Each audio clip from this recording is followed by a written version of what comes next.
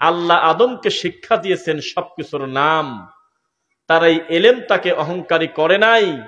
আর ইবলিস অহংকার করার কারণে ফাসাজাদু ইল্লা ইবলিস, সবাই আল্লাহর আনুগত্য মেনে নিল, ইবলিস মানে নাই। মাঝখানে আপনাদের একটু ঠেকাই, লালন ফকিরের গ্রুপ বলতেছে মানুষ মানুষকে সেজদা দেওয়া যদি হারাম হয়, এ কাজ তো শুরুই করছে প্রথমে আল্লাহ। বোঝে নাই কথা? কবর মাজার পূজা যারা করে, মরা মানুষের কবরে যারা সেজদা দেয়, এই পাগল ছাগলরা বলে যে মানুষ যদি মানুষকে সেজদা দেওয়া নিষেধ হবে, এক মাখলুক আর এক মাখলুককে সেজদা দেওয়া যদি পাপ হয়, এই পাপটা তো শুরুই করলো আল্লাহ, কেননা ইবলিসও তার মাখলুক, আদমও তার মাখলুক। এটা এলেম না থাকার কারণে, জ্ঞান না থাকার কারণে প্রশ্ন অহেতুক, তার জবাব আসবে না। আদমকে যে সেজদা দিতে বলেছিলেন, ইবলিসকে যে সেজদা দাও, ফেরেশতাদের বলছিল সেজদা দাও, এই সেজদা কি আমাদের এই সালাতের মতো সেজদা? এটা একটা আনুগত্যের শব্দ বোঝানো হয়েছে। এই সেজদার কাইফিয়াত, ধরন, এই সেজদার প্রক্রিয়া সম্পর্কে আমাদেরকে জানানো হয় নাই। এখানে মূল কথা ছিল আমার রবের আদেশ পালন করা। একজন অহংকার করে বলল যে না, খলাকতাহু মিন তিন ওয়া খলাকতাহু মিন নার, খলাকতাহু মিন নার ওয়া খলাকতাহু মিন তিন, আমি হলো আগুনের তৈরি, আমার চোখের সামনে আপনি আমার থেকে কমা দামি মাটি দিয়ে তাকে তৈরি করলেন, আমি কিভাবে তাকে সেজদা দিতে পারি? মরা পর্যন্ত তওবা করে আর কাজ হচ্ছে না, একেবারে এমন নষ্ট হয়েছে কিয়ামত পর্যন্ত আর ভালো হয় না, যাতে উঠবে না। আর আদম আলাইহিস সালাম নিষিদ্ধ গাছের কাছে যাওয়া নিষেধ করছিল আল্লাহ, ওয়ালা তাকরাবা হাযিহি শাজারা, খবরদার গাছের কাছে যায় না, তারপরেও যায় নাই। পুরো বক্তব্য আজকে শুনবেন, আমি আশাবাদী ইনশাআল্লাহ। আমি আজকের এই মাহফিলটা যেদিন থেকে জালাল ভাই আমাকে দাওয়াতটা দেয়, ওদিন থেকে আমি ইলমের ব্যাপারে মোটামুটি একটা সিরিয়াল করছি, যেটা আমি আপনাদের সামনে বলতে পারবো। আল্লাহ তৌফিক দিন, আল্লাহুম্মা আমিন। ইবলিস কিন্তু আল্লাহর হুকুম অমান্য করছিল, করে নাই? করছে। আদমও কি আল্লাহর হুকুম অমান্য করে নাই? ভঙ্গি না করে সোজাসুজি জবাব দেন। ইবলিস কি হুকুম অমান্য করে নাই? ইবলিসও অমান্য করেছে, আদম আলাইহিস সালাম অমান্য করেছে। একজন ভুল করার কারণে কোনো দিন আর জাতে উঠতে পারল না, সবই খারাপ। আর একজন ভুল করার পরে আল্লাহ তার মর্যাদা বাড়ায় দিয়ে, আগে ছিল আব্দুল্লাহ, পরে হয়েছে নবিউল্লাহ। বোঝা যাচ্ছে? একজন ভুল করে এত পচা পচেছে যে জীবনে দুই চোখ দিয়ে দেখলাম না, তারপরেও মানুষ মানুষকে জীবনে ইবলিস নামও রাখে না। আর একজন ভুল করে এমন সম্মান পাইছে, ভুল করার আগে ছিল হলে আব্দুল্লাহ, একজন আল্লাহর বান্দা, কিন্তু ভুল করার পরে মর্যাদা কমাবাদ্দি বাড়ি দেওয়া হয়েছে আবুন নাস, মানুষের আব্বা। একটা মাত্র কারণ, একজন ভুল করে বলছিল, কিসের ভুল? সবই ঠিক আছে। চেয়ারম্যান মেম্বার তাকে ইউনিয়ন পরিষদের সামনে পিটায় দিল কয়দিন আগে, তাও বাইরে দেয়া বলতেছে যে আমি ঠিকই ছিলাম। তার মানে সে অনুতপ্ত না, তার ভুলের ব্যাপারে তিনি অনুশোচনা করে না, আবার বিলের ব্যাপারে আরো বিগড়ে গেছে। আরেকজন বলেছিলেন, রব্বানা যালামনা আনফুসানা ওয়া ইল্লাম তাগফির লানা ওয়া তারহামনা লানাকুনান্না মিনাল খাসিরিন। মুখস্থ আছে? থাকবে না কি কারণে? এত খয়রাতের মোনাজাতে, এত মিলাদের মোনাজাতে, মৌতিখানার মোনাজাতে, মরার কবরের সামনে, তারপর দোকান উদ্বোধনে, স্মৃতিসৌধের সামনে, ল্যাংটার সামনে, তারপরে রাত দিন যেই জিনিস মোনাজাতে চলে, এই আয়াত তো সবার মুখস্থ থাকার কথাই সহজে। অথচ জীবনে কোনোদিন কল্পনা করলেন না এই আয়াতটা নাজিল হয়েছে কি কারণে, এই কথাটা কার মুখ দিয়ে আল্লাহ প্রথমে বলায় নিয়েছিলেন, এটা কোনোদিন ভাবেন নাই। হে আমার রব, আমি জুলুম করেছি আমার নফসের প্রতি, গাছের কাছে যাওয়াটা আমি নিজে অন্যায় করে ফেলেছি। ওয়া ইল্লাম তাগফির লানা, আমি অতঃপর বুঝতে পেরে ক্ষমা চাই। ওয়াতারহামনা, শুধু ক্ষমা করলে হবে না, আমার প্রতি আপনি দয়াও করেন। লানাকুনান্না মিনাল খাসিরিন, না হলে আমি ক্ষতিগ্রস্তের ভিতরে পড়ে যাব। শুধুমাত্র ভুল করার পরে অনুশোচনা করার কারণে আদমের মর্যাদা বাড়েছে, আর কারণে না। এই জন্য আপনাকে বলি, অন্যায় করা যত বড় অন্যায়, তার থেকে বড় অন্যায় অন্যায় করার পরে এই অন্যায় আল্লাহ ক্ষমা করবে না মনে করে বসে থাকা। ভাষা কি বোঝেন? আল্লাহর কাছে সবচাইতে প্রিয় ওই সময়টুকুন লাগে বান্দা কাজুবাজু করে রাত্রিবেলা গভীর রাতে সেজদা দিয়ে আল্লাহকে বলে, আল্লাহ আমি 3 নাম্বার সাক্ষী দুনিয়াতে রাখবো না, এই অন্যায়টা আমি যার সাথে করছি সে আমি আর আপনি, কাউকে বুঝতে দেব না, আল্লাহ আপনি ক্ষমা করে দেন। আল্লাহ আমি যে অন্যায় করে ফেলেছি, খারাপ কাজ করেছি, পৃথিবীর কেউ দেখে নাই, আমি কাউকে সাক্ষী বানা ওই সময় বিপদে পড়তে চাই না, আপনি পর্দার আড়াল থেকে আমাকে ক্ষমা করে দেন, এই সময়টুকুন আল্লাহর খুব ভালো লাগে। তো ইলম এমন একটা গুরুত্বপূর্ণ ব্যাপার, যেই ইলম অর্জন করা প্রত্যেক মুসলমান নরনারীর উপর সুন্নাহ নাকি ফরজ। এবার আপনাদের একটু ধাঁধায় ফেলায় দেই। নবী বলেছেন যে তলাবুল ইলমি ফারিদাতুন আলা কুল্লি মুসলিম। আমাদের দেশের তরিকাপন্থী ভাইয়েরা আবার আরেকটু ডেলিভারি বাড়ায় দিয়েছে, বলতেছে ওয়া মুসলিমা। এখানে আপনার পণ্ডিতি করতে বলে নাই, মুসলিমের ভিতরে মহিলাও আছে পুরুষও আছে। আল্লাহর নবী বলতেছে প্রত্যেক মুসলমান নরনারীর উপর দ্বীনি ইলম শিক্ষা করা ফরজ। কিন্তু আল্লাহ বলতেছে আউযু বিল্লাহি মিনাশ শাইতানির রাজীম ওয়া মা কানাল মুমিনুনা লিয়ানফিরু কাফা। এটা তোমাদের জন্য সমীচীন নয় যে তোমরা সবাই আল্লাহর রাস্তায় বের হয়ে যাবে, সবার জন্য উচিত না। ফালাউলা নাফারা মিন কুল্লি ফিরকাতিম মিনহুম তাইফাতুল লিয়াতাফাক্কাহু ফিদ্দীন। বরং তোমাদের সবার ভিতর থেকে কিছু সংখ্যক লোক বের হয়ে দাও আল্লাহর রাস্তায়, জিহাদে দ্বীনের রাস্তায় বের হও। কেন? ইযা রাজাউ ইলাইহিম লাআল্লাহুম ইয়াহজারুন। পরবর্তীতে ফিরে এসে যাতে দাওয়াতি কাজ করে আল্লাহর ভয় মানুষকে দেখাতে পারো, একই সঙ্গে সবার যাওয়ার দরকার নেই।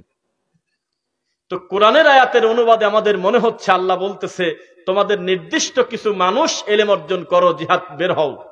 আর নবী বলতেছেন প্রত্যেক মুসলমানের জন্য ইলম অর্জন করা ফরজ। এটা দুই রকম শোনা গেল না বাহ্যিক ভাবে? এর ব্যাখ্যা কি? এর ব্যাখ্যা রফিক বিন সাইদের জন্য ওযুটা শুদ্ধ করে শিক্ষা করা যেমন ফরজ, আপনার জন্য একই রকম ফরজ। 5 ওয়াক্ত সালাতের রুকু, তাসবিহ, তাহলিল সমস্ত নিয়ম কানুন জানা আমার জন্য যেমন ফরজ, একজন নন আলেমের জন্য একই রকম ফরজ। জানাজার কায়দা কানুন জানাটা একজন হুজুরের জন্য যেমন ফরজ, একটা নন হুজুরের জন্য একই রকম ফরজ। ইসলামের বেসিক ফরজ যেগুলো বাধ্যগত, এই বাধ্যগত বিষয় ছাড়া যেগুলো চলা যায় না, এগুলো একটা হুজুরের জন্য ফরজ, আপনার জন্য ফরজ। কিন্তু আমাদের সমাজে বলে যে না, হুজুররা জানি পাপ করে, আমরা না জানি পাপ করি, আমাদের শাস্তি কম। এ কথা বলে কিনা? তোর শাস্তি ডবল। এক হলো জানার দরকার ছিল, জানো নাই কি কারণে। 2 নাম্বার মানার দরকার ছিল, মানো নাই কি কারণে। আর যেই লোকটা জানছে অন্তত জানার হকটা আদায় করে ফেলেছে, আমরা সুধারণা করি আল্লাহ তাকে আমলের সুযোগ দেবেন ইনশাআল্লাহ। কিন্তু আমাদের সমাজে চায়ের দোকানে বসে বিড়ি মুখে দিয়ে হাকিমপুর জর্দা দিয়ে পান খাচ্ছে আর বলতেছে আমি পড়াশোনা না জানতে পারি, কোন হুজুর আমার কাছে কিছুই না। প্রথমে নিজেকে বলতেছে বলদ, তারপরে বলতেছে যে আমি সবার থেকে ভালো জানি। নাউজুবিল্লাহ। এরকম আছে কিনা বলেন? তাহলে ইলম ছাড়া তার কোনো মূল্য নাই। এবার আপনাকে আমি ধারাবাহিকভাবে বুঝাই ইলম কাকে বলে আর বিশুদ্ধ ইলম কাকে বলে। এবার একটু ধাক্কা খাবেন। আমি আপনাকে কমন একটি কথা বলি, আমি বক্তব্য দেবার আমার ডানে বামে আলেমুল আমার দিকে তাকাবেন, দেখবেন যে কথাগুলো মিলতেছে কিনা একটু খেয়াল করে তাদের চেহারার দিকে দেখবেন। 30 পারা কোরআন মাজিদে আয়াত আছে 6236। এতগুলো আয়াতের ভিতরে 114টা সূরার ভিতরে এখনো পর্যন্ত এমন কথা আল্লাহ বলে নাই যে বান্দা তুমি আমল করো আমি তোমাকে জান্নাত দেব। বুঝেন নাই? এই যে রাস্তায় আমাদের তবলিগ জামাতের ভাইয়েরা বের হয়ে বলে যে আমল করেন আমল করেন, তা আমল কি করবো? আমল গোটা কোরআন মাজিদে যেখানেই আমলের কথা সেখানেই আছে আমলের সলের কথা, আহসানু আমালার কথা, উত্তম আমল, সদ আমলের কথা। আমল তো ফেরাউনও করত, আমল তো আবু জেহেলও করেছে। অবশ্যই তিনি কাবা ঘর তাওয়াফ করেছে, অবশ্যই আবু জেহেল ইলম অর্জন করেছে, কিন্তু বিশুদ্ধ ইলম অর্জন করতে পারে নাই। আমল করেছে, আমলে সলে করে নাই। আমলে সলে একটা ব্যতিক্রম কাজ, যেই আমলে সলে ছাড়া, ইলম ছাড়া সালাতও পড়া যায় না, যাকাত দেওয়া যায় না, হজও করা যায় না। বোঝা কি যাচ্ছে? এবার আপনাদেরকে এক এক করে বুঝাই। যদি বলেন যে নিজের মায়ের লাশটা ফ্রিজে রেখে দিয়েছে মুখ বন্ধ করে মারিয়ে দিয়ে মাদ্রাসার ছাত্র কয়দিন আগে, এই দুপচাচিয়াতেই নাকি? কবে কবে? গতকালকে রবিবারে। হ্যাঁ, নিজের মায়ের শ্বাস বন্ধ করে হত্যা করে সেই মাল লাশটা ফ্রিজের মধ্যে ঢুকায় দিয়েছে। আর আশপাশে একটু কুফাকুফি করে কেটে বোঝাতে চাইছে যে বাড়িতে ডাকাত পড়ছিল, অথচ ছেলেটা কিন্তু মাদ্রাসার ছাত্র।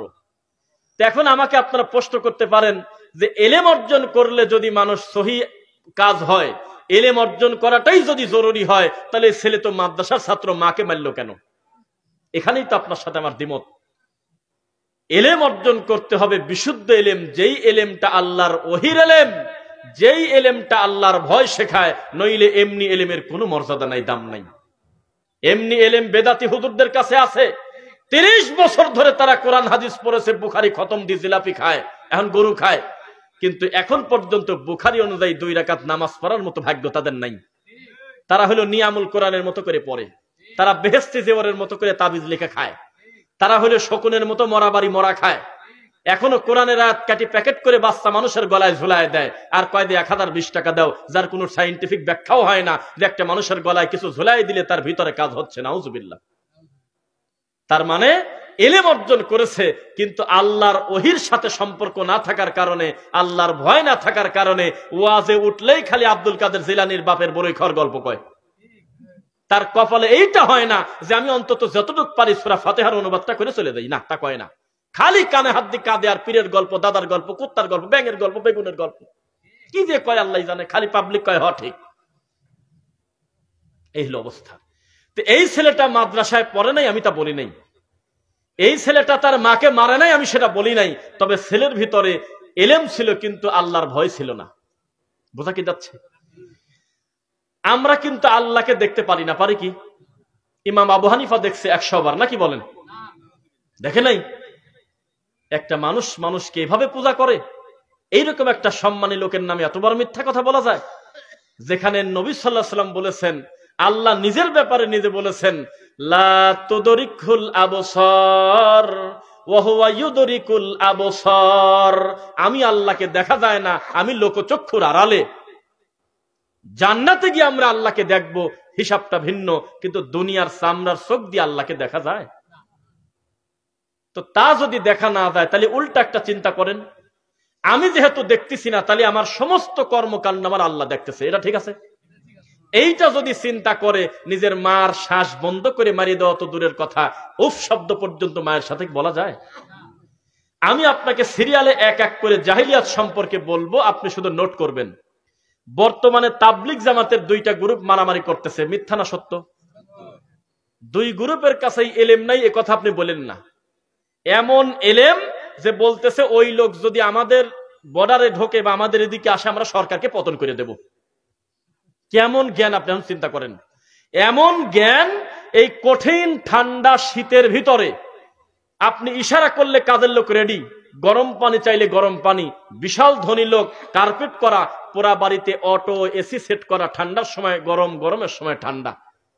এত সুন্দর দামি বিছানা রেখে লোকটা ওই ল্যাপ খাতা 2-1টা নামমাত্র টান দিয়ে নিয়ে, কাঁথা নিয়ে, বালিশ নিয়ে চলে গেছে নোয়াখালী, 40 দিন চিল্লা দেবে।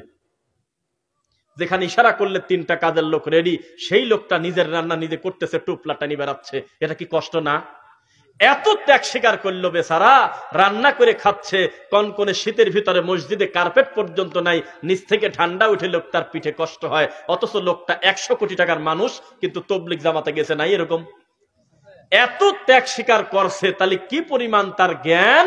এই জ্ঞান দিয়ে লোকটার কোরআন প্রচার করার ভাগ্য হলো না, ফাজাইল প্রচার করতেছে। নেন এখন বোঝা কি যাচ্ছে? এই লোক প্রচার করতেছে একক তো সালাত কাজা করলে 2,88,00,000 বছর জাহান্নামে থাকা লাগবে। হাদিস আছে কোন জায়গা? Made in China. এটা মুহাম্মদ সাল্লাল্লাহু আলাইহি ওয়াসাল্লামের হাদিস না? বোঝা যাচ্ছে? এরা কুলুপ ধরে খক খক করে কাশতেছে, যেখানে সেখানে ঘুরতেছে, 40 কদম দৌড়াদৌড়ি করতেছে, তার ভিত্তি শরীয়তে আছে? তাহলে এলেম নাই এ কথা বলবেন না, আপনি বলবেন যে তার কাছে বিশুদ্ধ এলেম নাই। কি নাই? বিশুদ্ধ এলেম নাই। এখন আপনি বেদাতি একটা হুজুর নিয়ে আসেন, আমি আর কতটুকু আরবি জানি, উনি আরবি গ্রামার টন করে বলে দেবে, বাহাস কি, সিগা কি, মাদ্দা কি, জিন্স কি, সুন্দরভাবে ব্যাখ্যা অনুবাদ করে বলে দেবে, এত তার জ্ঞান। কিন্তু এই পুরা জ্ঞানটা তাকে শিখাইছে যে তুমি লা ইলাহা বাদ দিয়ে দাও, খালি বলো ইল্লাল্লাহ ইল্লাল্লাহ ইল্লাল্লাহ। তাহলে জ্ঞান আছে, কিন্তু কি নাই? বিশুদ্ধ জ্ঞান নাই। জ্ঞান নাই এ কথা বলেন না আপনি? কি পরিমাণ জ্ঞানী, কি পরিমাণ বিদ্যা অর্জন করেছে, কি পরিমাণ সাহস! বলতেছে বিচারের মাঠে আমার বাপ দাদা জাহাজ নিয়ে রওনা দেবে। কি পরিমাণ তার জ্ঞান আর জোশ, উনি হু হু করে টান দেয় আর তার মুরিদরা হলে লাফ দিয়ে গাছে ওঠে, মাসে ওঠে। কিন্তু এলেম আছে তার ভিতরে, বিশুদ্ধ এলেম নাই। এটাকে আপনি বুঝতে পারতেছেন? বিশুদ্ধ এলেম যদি থাকতো, আল্লাহর কসম সাদ গ্রুপ আর জুবায়ের গ্রুপ মারামারি করতো না। অথচ তাদের দাওয়াত এক, তাদের বই এক, তাদের 40-এর সিল্লা এক, 3 দিনে বের হওয়া এক, সবকিছু এক। আবার আসছে ইলিয়াস রহমাতুল্লাহ থেকে, তারপরে কিতাবাদি সমস্ত কিছু এক। এক গ্রুপ আর এক গ্রুপকে ইহুদির দালাল পর্যন্ত বলতেছে। আল্লাহর ঘর বাইতুল মুকাররমে 2 গ্রুপে কয়দিন আগে মারামারি হয়েছে। আপনি মিথ্যা বললে প্রতিবাদ করেন তো ভাই, দেখছেন নাকি? তবলিগের 2 গ্রুপের মারামারি দেখেন নাই মসজিদ বাইতুল মুকাররমে? সাক্ষী দিয়েন, নইলে আমি তো আবার বিপদে পড়ে যাবো। এক গ্রুপ আর এক গ্রুপে মারামারি করতেছে। আমি জালাল ভাইয়ের রুমে বসে কেবল দেখলাম একটু আগে, এক গ্রুপ আর এক গ্রুপের ব্যাপারে বিবৃতি দিচ্ছে যমুনা টিভিতে। বলতেছে আমাদের এত 24 ঘন্টার ভিতরে যদি মানে ওই গ্রুপকে বাতিল না করা হয়, আমাদের গ্রুপটাই প্রতিষ্ঠিত না করা হয় বাংলাদেশের গ্রুপকে, তাহলে আমরা সরকারকে অচল করে দেব। অথচ তাদের ফাদাইল আমলও এক, তাদের বইপত্রও এক, একই জায়গা থেকে তাদের দাওয়াতি কাজ আসছে। দেখেন শুধু দলের কারণে আজকে কি পরিমাণ কামড়া কামড়ি শুরু হইলো। এলেম আছে, বিশুদ্ধ এলেম নাই, এটাই হলো একমাত্র কথা।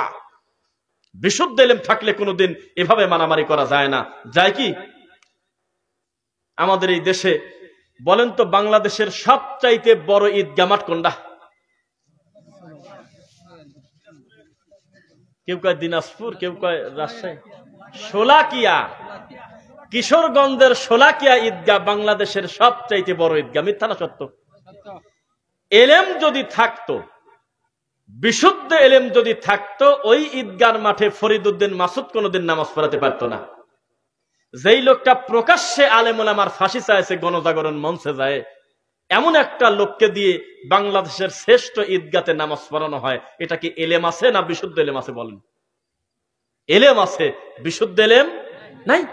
বিশুদ্ধ এলেম থাকলে কোনোদিন আলেমদের অন্তত ফাঁসি চাওয়া যায় না। মানুষ ভুল করলে তার আইনি প্রক্রিয়ায় বিচার হবে।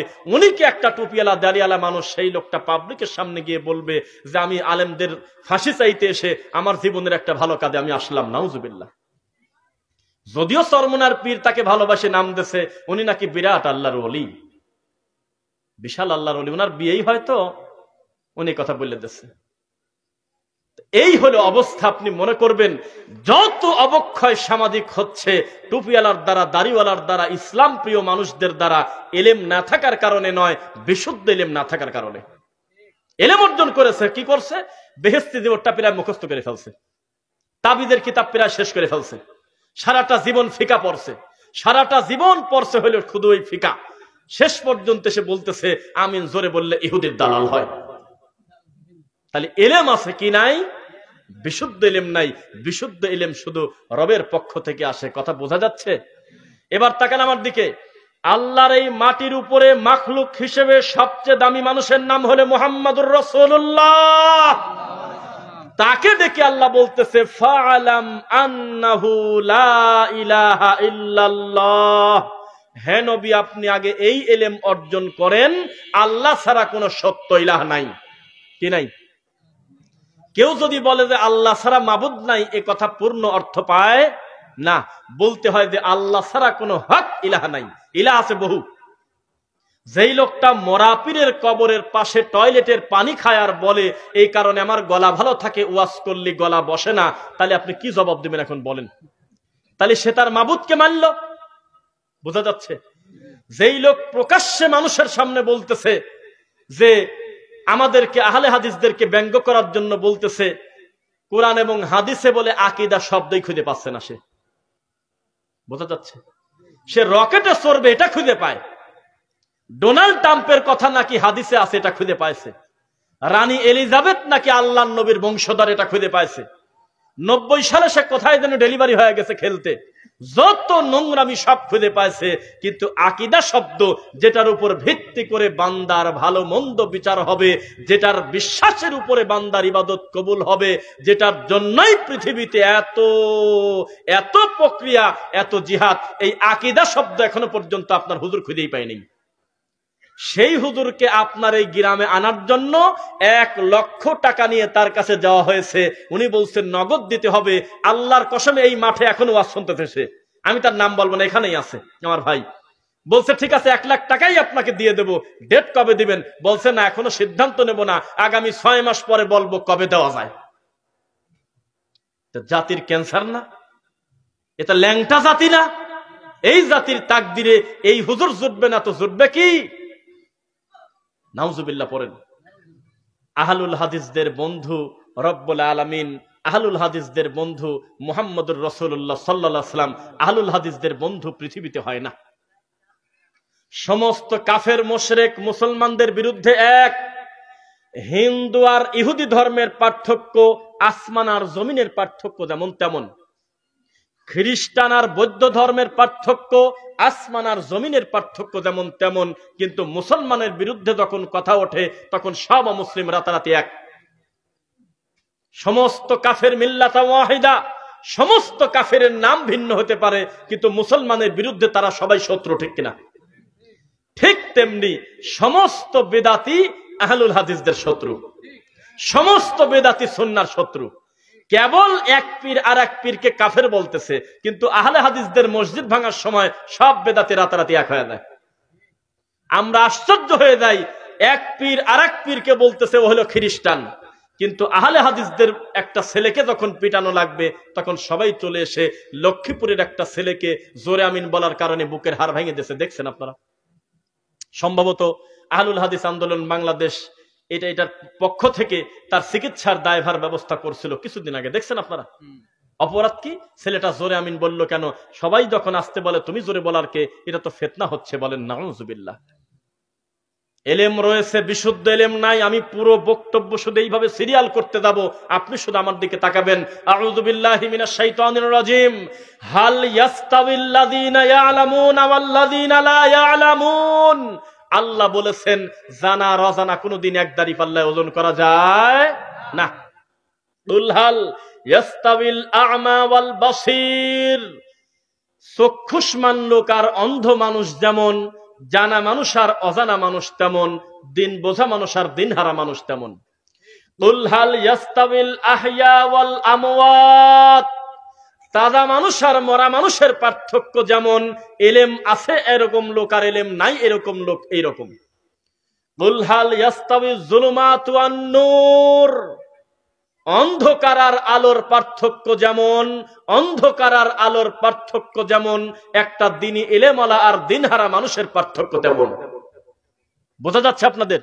এলেমের পার্থক্য, এলেমের বিষয়টা এত কঠিন। কোরআন মাজিদের প্রথম আয়াত কি বলেন তো কেউ জোরে করে বলো, তাই না? কি পড়ো। এলেমের কথা দিয়ে কোরআন মাজিদের কথা শুরু হয়েছে। কার পড়াশোনা করতে হবে?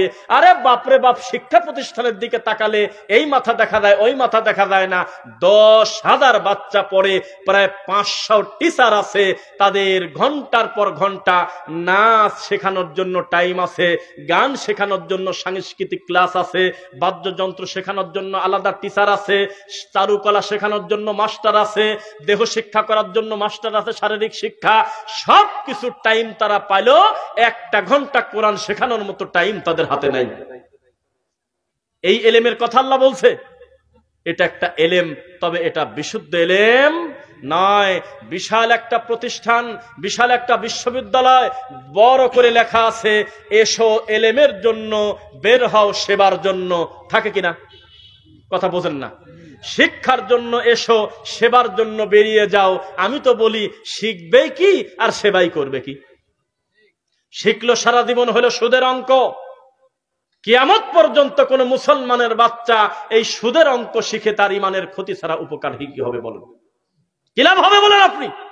অহেতুক নোংরা কথা দিয়ে গোটা বইটা পূর্ণ করা, অথচ শেখানো উচিত ছিল সুদের বিরুদ্ধে, কিন্তু সুদ দিয়েই হলে আমার বাচ্চার ফাউন্ডেশন তৈরি হচ্ছে। এত বড় শিক্ষা প্রতিষ্ঠানে লেখা এলেম অর্জন করা ফরজ, শিক্ষা অর্জন করা ফরজ। আমি খালি হাসি, আল্লাহ রে, এ তো টয়লেটের টাঙ্কির ভিতরে পড়ে দেয় আতর খসতেছে।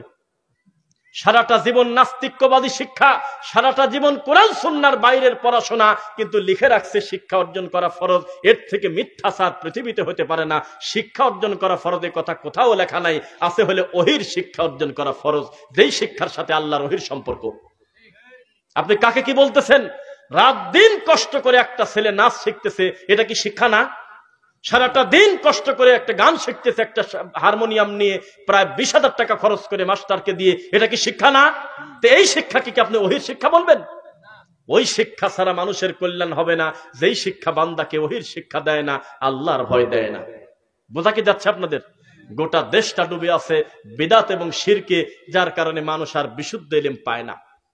সারা জীবন ভেজাল ঘি খেতে খেতে পেটটা হজম হয়ে গেছে, অরিজিনাল ঘি পেটে দিলে তার পেট খারাপ। এখন দোষ কি ঘিয়ের না ওর পেটের?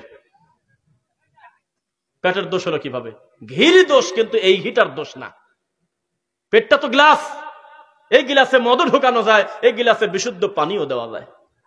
দোষ হলো মধুর। তবে এখন যে মধুটা খাইলেন, এখন যে ঘিটা খাইলেন, এই ঘিটার দোষ না, আগের ঘিগুলোর দোষ ছিল, কিন্তু এটা বেশি খাওয়ার কারণে এখন আর দোষ ধরা যাচ্ছে না। এত বেশি বেদাত শিক্ষা দেওয়া হয় আমাদের সমাজে, এত বেশি শিরিকের চর্চা হয় যে এর বিরোধিতা যখন আমরা করি তখন আমাদেরকে গালি শুনতে হয়। যারা এই নোংরামি করে তাদের কিছুই বলে না। বুঝতেছেন নাকি আমার কথা? তাছাড়া বাইতুল মুকাররমে মারামারি হবে কেন? বাইতুল মুকাররমের একজন বর্তমান যাকে খতিব করা হলো, তিনি নাকি এখন পর্যন্ত জোরে আমিন খুঁজে পায় নাই। বলেন নাই বানা বলতেছি, বলেন। যদি বলেন যে কোরআন হাদিসে কি জোরে আমিন আর পায়ের সাথে পাও মিলানো, বুকে হাত বাঁধা ছাড়া কিছু নাই, আমি বলবো যে আপনার প্রশ্নই তো হয় নাই।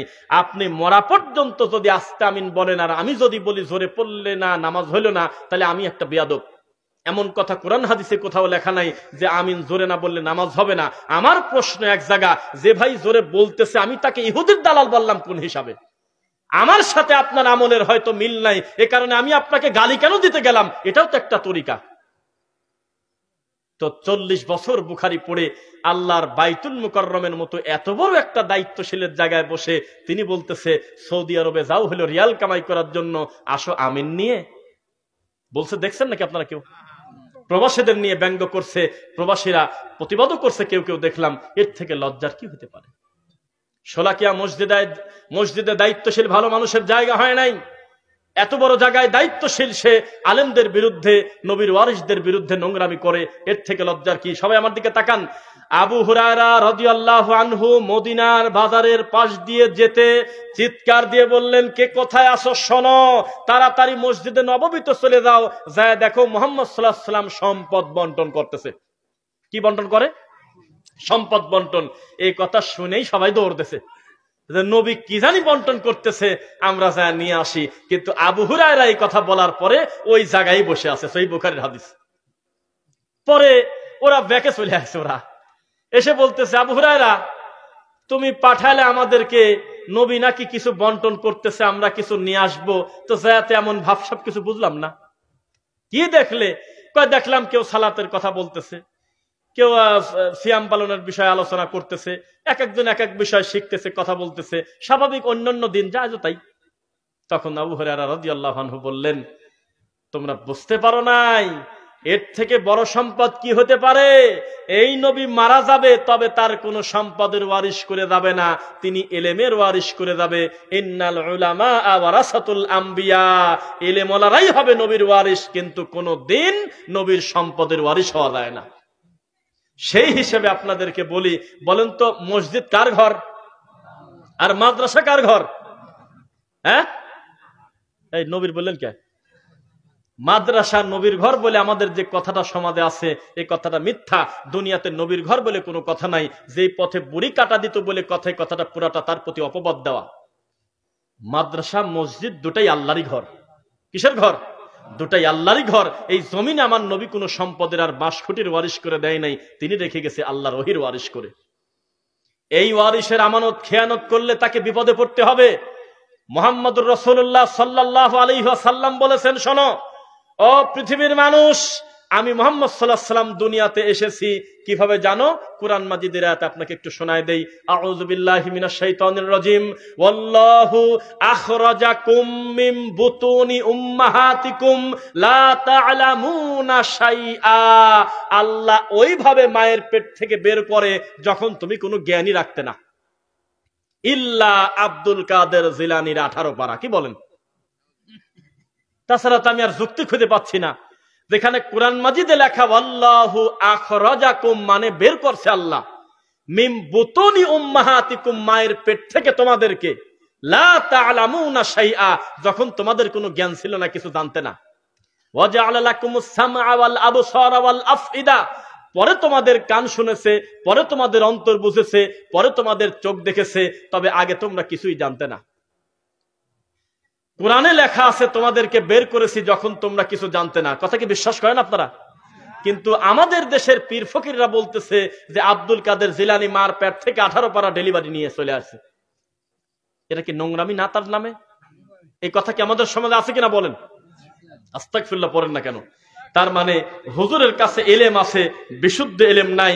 এবার আপনাকে আমি বলি, গত পরশুদিন না কালকে সাতক্ষীরাতে একটা বক্তাকে ধরেছে, দেখেছেন কেউ? সাতক্ষীরাতে একটা বক্তাকে ধরছে। সেই বক্তা হলো আগে নেছে 20, আগে কত, আর বাকি থাকে আর 40। কারণ ওরা তো 60-এর নিচে কথা বলে না, তাই না? যেহেতু ওদের রাত 2টার সময় কানে হাত দিয়ে কাঁদে, আজান দেয়, কাগজ দেশে কয় হুজুর একটু আজান দেন, পাগল না মাথা খারাপ কোন তো, রাত 1:30টার সময় আজান দিচ্ছে। এই বাংরি হুজুরের বিল সর্বনিম্ন 60। এই রোগী বলতেছে যে আমি মোট টাকা না দিলে তোমাদের স্টেজে যাব না। যেই দিন জালসা ওই দিন দুপুর 12টার আগে আমার বাকি 40 ক্লিয়ার করো। তখন কমিটি দেখলো বিপদ, তাছাড়া তো ব্যাকে চলে যাচ্ছে। তখন তারা বাধ্য হয় বিভিন্ন কষ্ট মষ্ট করে বাকি 40 তার মোবাইলে দিয়ে দিয়েছে। দিয়ে দেওয়ার পর বলছে ঠিক আছে তুমি আগে আসো। পরে সে ওয়াজ করার পরে কি আগে তা আমি জানি না, পরে তাকে ঘরের ভিতরে নিয়ে বলতেছে কাজটা কি ঠিক করছেন? আটকাছে তাকে, আটকে তাকে অপমান করছে যে কিসের ভিত্তিতে আপনি টাকাটা নিলেন? আপনি যদি মরে যেতেন আপনার এই টাকার দায়িত্ব কে নেয়? এখনো কাজই করেন নাই, তাহলে এই 60,000 টাকা নিলেন কিসের ভিত্তিতে? তাহলে আমরা সবাই কিন্তু বুঝলাম যে কাজটা কিন্তু অন্যায় করে নাই সাতক্ষীরাবাসী। কিন্তু বাঙালির আবেগ, এ জাতির আবেগ বাদ দিলে কিছু থাকে না। এই ভিডিও যখন ফেসবুকে আসলো তখন আমাদের দেশের হুজুররা লিখতেছে, আমাদের দেশের এই আবেগী জাত লিখতেছে সাতক্ষীরাকে বয়কট করো। একটা হুজুর পোস্ট দিল, আমি সাতক্ষীরার সমস্ত যেসব জালসার ডেট নিছি মোট অটো বাতিল করে দিলাম, আমি যাব না। একটা আলেমের সাথে এমন ব্যবহার করা হলো কেন? লিখতেছে, বুঝতেছেন কথা? তো এটা ইসলাম? এখন এই মঞ্চেই আমি উঠি নাই, আমার অগ্রিম টাকা দিয়ে দিতে হবে, এর থেকে নোংরামের কি আছে? আপনি কমিটিকে বলেন তো দেখি, কতবার তারা বলছে কিছু টাকা আপনার বিকাশে দেই, এই নাম্বারে কথা বলতেছি, এটাকে বিকাশ, আমি এই কথা মুখ দিয়ে বলছি কিনা দে হব বিকাশ, বলেন তো ক্ষমতা থাকলে। একটা টাকা আমাকে দিতে পারছে, একটু মুখ দিয়ে বলেন তো দেখি। একটা পর্যায়ে কথা বলে আসবে সেটা ভিন্ন কথা, যে আমার জন্য কি আপনারা কিভাবে কি করবেন আশা দেওয়ার বিষয় ভিন্ন কথা, কিন্তু আগে আপনাকে টাকা নিতে হবে। যখন আপনি ওয়াজও করেন নাই, স্টেজও সাজানো হয় নাই, কিসের ভিত্তিতে টাকাটা নিলেন আপনি? এটা হলো এলেম আছে, বিশুদ্ধ এলেম নাই। নবী সাল্লাল্লাহু আলাইহি ওয়াসাল্লাম আমাদেরকে রেখে গেছে বিশুদ্ধ এলেমের দাওয়াত দিতে। আমরা দিচ্ছি শিরকের দিকে, আমরা দিচ্ছি কুফরের দিকে। কথা বুঝতেছেন নাকি? ইদানিং আবার এমন হয়েছে, আহলে হাদিস নামটা মুখে নিতে আপনাদের লজ্জা করে। লজ্জা করে না? লজ্জা করে, আমি দেখছি তো। ঘুরে ফিরে আপনারা কিছু সময় পর পর খোসা বদলায় ফেলেন। আপনারা বেদাতির ভিতরে দিন দিন মিশে যাচ্ছেন, এটা অন্যায়। ডক্টর আসাদুল্লাহ গালিব স্যারের একটা বক্তব্য শুনে আত্মা ভরে গেল। তিনি বলতেছে আহলুল হাদিস বলাটাই হলো একটা জিহাদ। সমস্ত বিদাতির কলিজায় কাপন ধরে যাবে আহলুল হাদিস নাম শুনলে, এটার নামটাই হলো জিহাদ। আপনি এটাকে ঢেকে দিতে চাচ্ছেন কেন? আহলুল হাদিস এত সস্তা কথা নয়। আহলুল হাদিস কোনদিন এমনি এমনি হওয়া যায় না। একটা ছেলের টাকনুর নিচে কাপড় হতে পারে তার অসতর্ক অবস্থায় পড়ে গেছে, এই লোকটাকে যদি কেউ জিজ্ঞাসা করে তুমি কি আহলে হাদিস, ও টাকনুর উপরে কাপড় না তোলা পর্যন্ত সহজে স্বীকারই করবে না যে আমি আহলে হাদিস। এমনি এমনি কোনোদিন আহলে হাদিস হওয়া যায় না। কিছু না কিছু তার ভিতরে পরিবর্তন অবশ্যই আছে, ঠিক কিনা? একটা লোকের দাড়ি চাচা, এই লোকটাকে রাস্তায় ধরে যদি বলেন যে তুমি কি আহলে হাদিস, দেখবেন যে দাড়িতে হাত দিয়ে লজ্জা পাবে, সহজে স্বীকার করবে না যে আমি আহলে হাদিস। ভুল করে যদি কেউ গলায় তাবিজ ব্যবহার করে, ওকে যদি কেউ জিজ্ঞাসা করে যে তুমি কোন মাযহাব মানো, আহলে হাদিস কিনা, ও স্বীকারই করবে না এই তাবিজটা না খোলা পর্যন্ত। আর আমাদের এই দেশে হাজার হাজার গরু কবরে সেজদা দিয়ে পড়ে আছে। আরে আল্লাহকে সেজদা দিয়ে সুবহান রাব্বিয়াল আলা দুইবার বলার টাইম পায় না, আর কবরে সেজদা দিয়ে আধা ঘন্টার নিচে মাথা তোলে না। এই রোগীকেও যদি টান দিয়ে তুলে বলেন যে তুমি কোন মাযহাবের, বলবে হানাফি মাযহাবের। ল্যাংটা কাপড়ই পরে না, সেও বলবে হানাফি। দেওয়ানবাগি মরে গেছে, তার ছেলেকে যদি বলেন যে তুমি কোন মাযহাবের, আল্লাহর কসম আহলে হাদিস বলবে না, হানাফি বলবে। যারা বলতেছে যেই বিবাহতে গান বাজনা বাজে না সে বিবাহ হারাম, শুনেছেন এই কথা? শুনছেন না? সবই তো শুনছেন। কত বড় সাহস! হাজার হাজার মানুষের সামনে টুপি মাথায়, মুখ ভর্তি দাড়ি, কুরআন সামনে, সবার সামনে বলতেছে, বুখারী উঁচু করে ধরে, যে বলবে বিবাহতে গান বাজনা বলা হারাম তার বউ তালাক। ওই বিবাহটা সুন্দর হলো না যেই বিবাহতে গান বাজে না। এত বড় রোগী হুজুর পর্যন্ত আমাদের এই দেশের হুজুর। বোঝা কি যাচ্ছে আপনাদের? এই লোকটাকেও যদি জিজ্ঞাসা করেন, ভাই আপনার মাযহাব কি, আল্লাহর কসম নির্দ্বিধায় বলবে আমি হানাফি মাযহাবের। শাহজালালের মাজারে গিয়ে দেখেন 200-300 টাকা দিয়ে চিংড়ি মাছ কিনে মাথায় দিয়ে মানত করে প্রতিবন্ধী বাচ্চাকে গড়ায় দিচ্ছে। শাহজালালের মাজারের ওয়ালের পানি কপালে নিয়ে মোছে। এই রোগীকে যদি জিজ্ঞাসা করেন যে তুই কোন মাযহাবের, হানাফি বলবে, আহলে হাদিস আর বলবে না। গজার মাছের পচা পানি, নোংরা পানি, এই নোংরা পানি খাচ্ছে 3 নিঃশ্বাসে, আর বাচ্চার গলায় ছিটায় দিচ্ছে, 3 ঢোকে খাচ্ছে, আর বুকে কপালে ডলে ডলে নিচ্ছে, জামার বোতাম খুলে 2 চোখ দিয়ে এখন তাকায় দেখবেন ইউটিউবে লিখলে। সেই লোকটাকেও যদি বলেন যে তুমি কোন মাযহাবের, বলবে আমি হানাফি। লোকটা এখনো মরে সমর পায় নাই। চতুর্দিকে লোকটার পাশে গোল হয়ে 10টা হাফেজ ছেলে বসায় দিয়ে হুজুর মাঝখানে তদারকি করছে। আলাদা এরা মাহফিলে যাই শুধু কোরআন হাদিস শোনার জন্য, বাপদাদার কিস্সা শোনার জন্য যায় না। সুবহানাল্লাহ। যদিও পরবর্তীতে একটা আপডেট ডেলিভারি দিয়েছে, প্রত্যেক নামাজ কাদা হওয়া পড়লে 1 কেজি না 1.25 কেজি পরিমাণ হলো আটা দেওয়া লাগবে, গম দেওয়া লাগবে। কোন তো কান্দ দেখছেন, এই ফতোয়া দেশে ডেলিভারি দেখছেন? নাউজুবিল্লাহ। এত জনপ্রিয় বক্তা এইভাবে খেয়ানত করলেন। আপনাকে আমি বলি, আপনার সাধারণ একটা মসজিদের ইমাম ভুল করলে ওই সমাজের ভিতরেই থেকে যায়। আপনাদের মতো একটা সেলিব্রিটি লোক যদি প্রকাশ্যে ভুল ফতোয়া দেয়, লক্ষ লক্ষ মানুষের কাছে মেসেজটা চলে যায় কিনা বলেন? যায় কিনা বলেন? মিজানুর রহমান আজহারি যদি বলে আসসালামু আলাইকুম ওয়া রাহমাতুল্লাহি তাআলা ওয়া বারাকাতু, তার এই তাআলার কথা শুনে হাজার হাজার বক্তা এটা ফলো করবে, করতেওছে আসলে। কিন্তু আমি একটা বক্তব্যে খালি বলছি যে কিছু কিছু বক্তা আছে, আমি নামও বললাম না, খালি বললাম আসসালামু আলাইকুম ওয়া রাহমাতুল্লাহি তাআলা ওয়া বারাকাতু। এই তাআলা বলা যাবে না। নিচে 1000 না 1400 কমেন্ট, 1350 আমাকে লিখতেছে তুই খ্রিস্টান, তুই ইহুদির দালাল, তুই এত বড় বক্তার ভুল ধরিস, তোর কত বড় সাহস, তুই জানিস সে আজহারে পড়েছে। তা কি করবেন বলেন তো? এখন দুঃখের কথা, আমার মতো লোক ভুল করলে কয়জন মানুষের কাছে পৌঁছায়, কিন্তু আল্লাহ তাকে সম্মান দিয়েছে, একটা বিরাট পর্যায়ে পৌঁছে গেছে, তার নামের উপরে লক্ষ লক্ষ মানুষ জমা হয়ে যায়। তিনি যদি সালামে ভুল করে, এটা দেখে দেখে বাকি অন্যান্য ছোট বক্তারা শিখবে না? বলেন তো দেখি, কে কাকে শিক্ষা দেবে? কাবার ইমামও যদি ভুল করে, পিছন থেকে আপনাকে বলতে হবে আল্লাহু আকবার, নাকি বলেন? ঠিক, আমি মিথ্যা কথা বললাম না? এটা তো পরীক্ষা করলাম আমি আপনাকে, তা তো ধরা খেয়ে গেলেন। আমাদের দেশে ইমাম ভুল করলে মুসল্লি কয় যে আমিও ভুল করব। এক ভুলের সমাধান কি আরেক ভুল? বলতে হয়তো সুবহানাল্লাহ। আর মহিলা ভুল করলে করলেন নিসা, হাতে হাতে তালি মেলে শব্দ করে দেবে, তাহলে সামনে যিনি আছেন ওই মহিলা বুঝে ফেলবে আমার কোনো মিস্টেক আছে, কিন্তু মুখ দিয়ে কথা বলবে না। এত সুন্দর দৃশ্যমান হাদিসটা কবর হয় আমাদের এই দেশে। বেদাতি মসজিদের প্রায় 99% মসজিদে ইমামের যদি কোনো রকম কিছু ভুল যায়, রুকুতে যাওয়ার সময় হয়তো সামি আল্লাহ বলে ফেললো, অথবা একটা আয়াত ভুল করে ফেললো, অথবা 2 রাকাতে বসার কথা উঠে পড়তেছিল, তখন পিছন থেকে সবাই কয় যে আল্লাহু আকবার, বলে কিনা? দলিল আছে কোন জায়গা? তারপরে নামাজে একটা ওয়াজিব ছুটে গেল, ফরজ ছুটে গেল, একটা ভুল হয়ে গেছে, আল্লাহ একটা সুযোগ রাখছে সেজদায়ে সাহু। সেজদায়ে সাহু, সেজদা নামে একটা ব্যাপার আছে আমাদের সমাজে। এটা সিস্টেম পরিবর্তন করছে। কি করে? একদিক সালাম ফিরে আবার নতুন করে 2টা সেজদা দিয়ে উঠে আবার প্রথম থেকে আত্তাহিয়াত শুরু করছে। বলেন কি করবেন বলেন? প্রত্যেকটা জায়গায় ইলম অর্জন করেছে, বিশুদ্ধ ইলম অর্জন করে নাই। এটাই হলো রাসূলের তরিকা। আমি চাঁপাইনবাবগঞ্জ, শিবগঞ্জ কোন মসজিদ এটা বলে আর ঝামেলা পড়বো না। চাঁপাইনবাবগঞ্জ, শিবগঞ্জ নাম শুনছেন? সেই জায়গায় আমি ফজরের সালাত জামাতে পড়তে গেছি, একই সাথে 3টা মাহফিল থাকার কারণে এক ভাইয়ের বাসায় বসেছি। তো ওই ডানে বামে সালাম ফেরানোর পর ইমাম সাহেব বলতেছে হুয়াল্লাহুল্লাযী লা ইলাহা ইল্লাহু। তখন এই মুসল্লিরাও বলতেছে আলিমুল গায়বি ওয়াশ শাহাদাতি হুয়ার রহমানুর রহিম। মুসল্লিরাও তখন বলে। এভাবে পুরাটা শেষ করলো সূরা হাসরের শেষ 3 আয়াত। আল্লাহর কসম গালিও দেইনি, রাগও করিনি, মিষ্টি স্বরে আস্তে করে এমন ভাবে বলছি যাতে উনি আর আমি ছাড়া কেউ না শোনে। আস্তে করে বললাম ওস্তাদজি ভালো আছেন, খুব সম্মানের সাথে সালাম দিয়ে। উনি আমাকে হয়তো চেনে না। তখন বলে আলহামদুলিল্লাহ, কিছু মনে করেন না, এই আমলটার কি কোনো দলিল আছে কিনা? এভাবে ফজর পড়ে বা মাগরিব পড়ে এটা পড়া যায় কিনা। তো উনি আমাকে বলতেছে দলিল আছে। তাই বললাম যে আছে কোন জায়গা যদি একটু বলতেন। কয় আমার হক্কানি উলামায়ে কেরামের সাথে আপনি বাহাস করবেন কবে কোন। তখন আমি দেখলাম যে তো সারা গাই পাগল, খালি গায়ে শিকল দেওয়া নাই।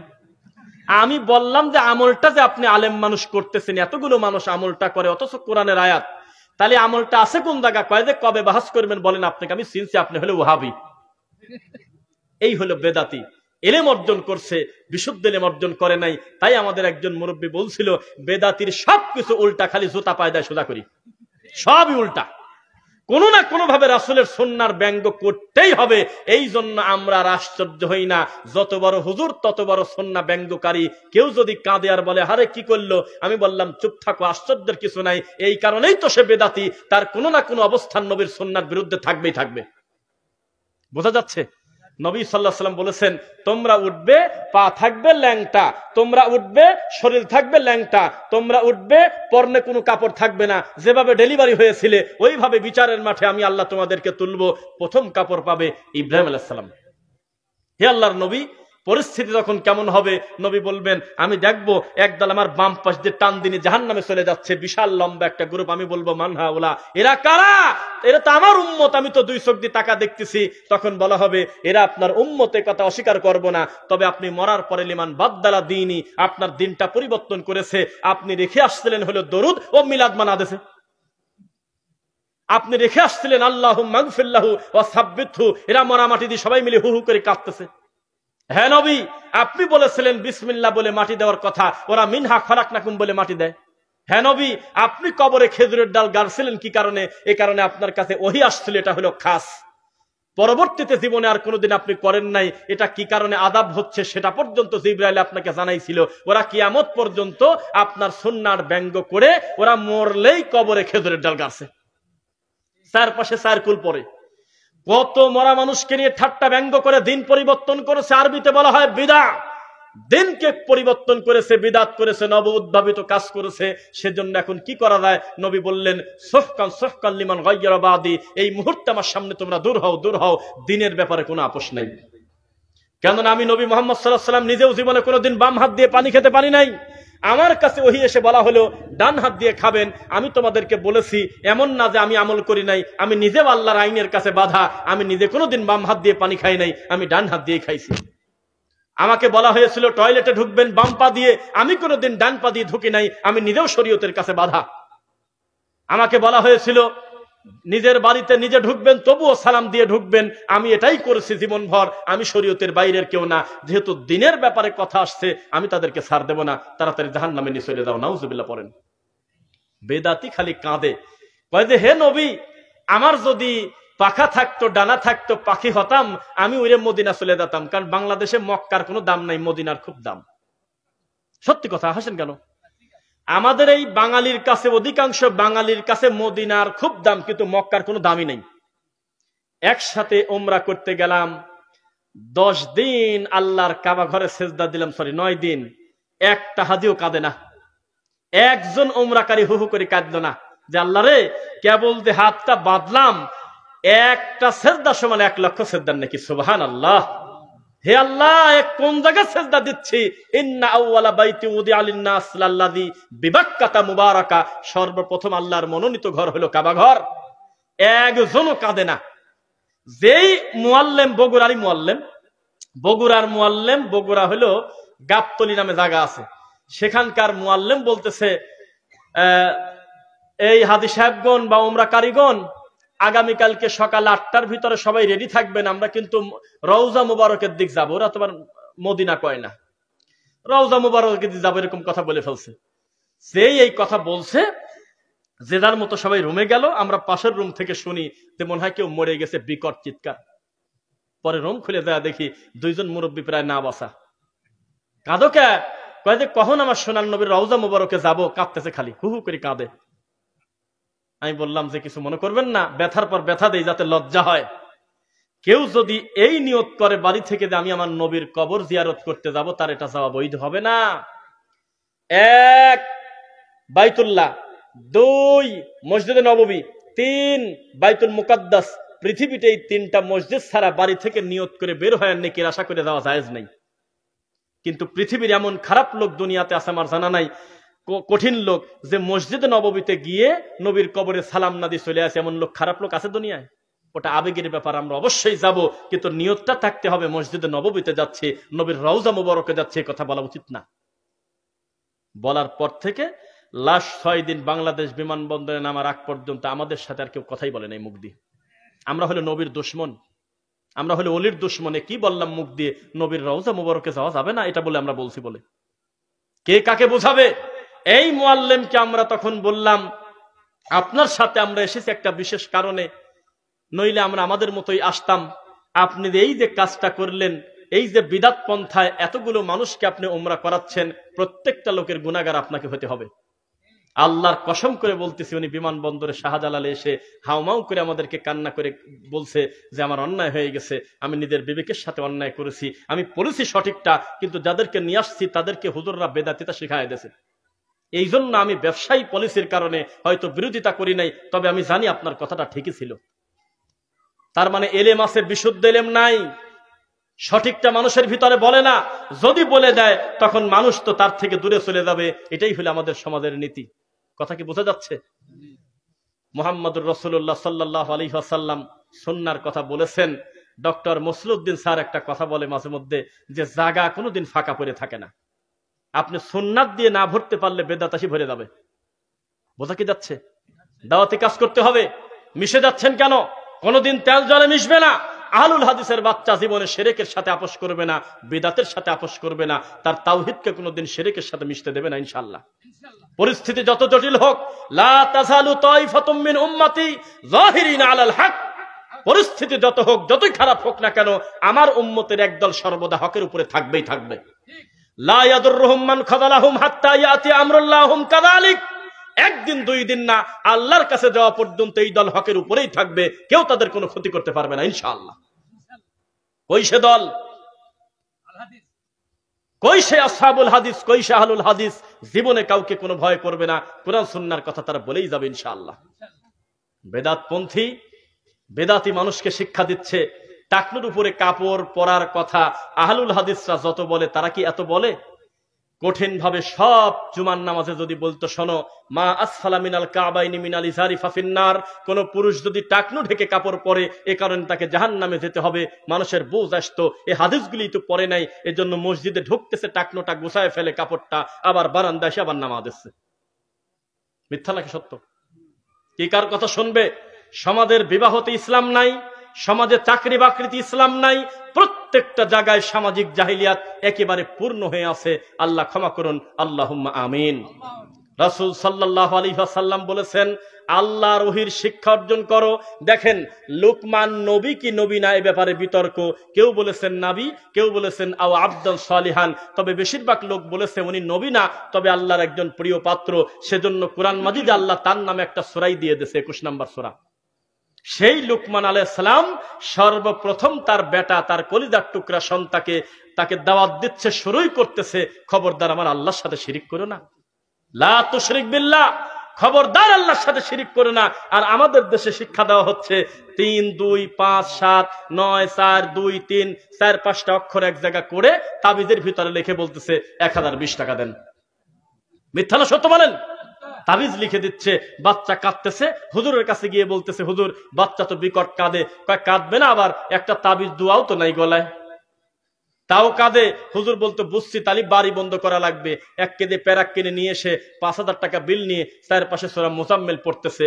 এর নাম হলো বেদাতি। হুজুর একে দাজ্জালের চাইতে বেশি খারাপ বলেছে আবু দাউদের হাদিসে আল্লাহর নবী সাল্লাল্লাহু আলাইহি ওয়াসাল্লাম। কিভাবে মানুষকে ধোঁকা দিয়ে ধর্মের নামে বিকৃত ইসলাম শিখায় মানুষকে বেঈমান করে দিচ্ছে, এটা হলো বাস্তব কথা। আর একটা ভণ্ডের কথা মনে পড়ে গেল, যার নাম হলো হিজবুত তাওহীদ। কি নাম বলছে বলেন? প্রকাশ্যে রাসূলের সালাতকে নিয়ে ব্যঙ্গ করে বলতেছে নামাজ বলে মিলিটারি ট্রেনিং বলে। তারপর বলতেছে গান বাজনা হারাম, এই কথা বলা যাচ্ছে না, নবী নিজেই তো গান শুনছে। এই লোকটা এখন গা ঢাকা দিয়ে পালিয়ে আছে, জানি না প্রকাশ্যে আসলে তাকে আইনি কি পদক্ষেপ নেওয়া যায়। একেবারে দৃশ্যমান নবীর সুন্নাহ নিয়ে ব্যঙ্গ করেছে লোকটা। মেয়ে ছেলে ফেলেকে রাস্তায় নামিয়ে দিয়েছে, পেপার বিক্রি করতে গিয়েছে তার দলের। এরকম দেখছেন আপনারা? নাউযুবিল্লাহি মিন যালিক। বিড়ি খাওয়া নাকি এটা ঐতিহ্য? কয় আপনার শ্বশুর বিড়ি খায় কে? বিড়ি খাওয়া তো হারাম না, এটার বংশ একটা গৌরব, তিনি খায়তো, এটা তার শান মর্যাদা। নাউজুবিল্লাহ মিন যালিক। এইরকম নোংরা লোককে সাপোর্ট দিয়েছে আমাদের এদেশের লক্ষ লক্ষ লোক, হাজার হাজার লোক, এদেশের ল্যাংটা পর্যন্ত অচল নাই।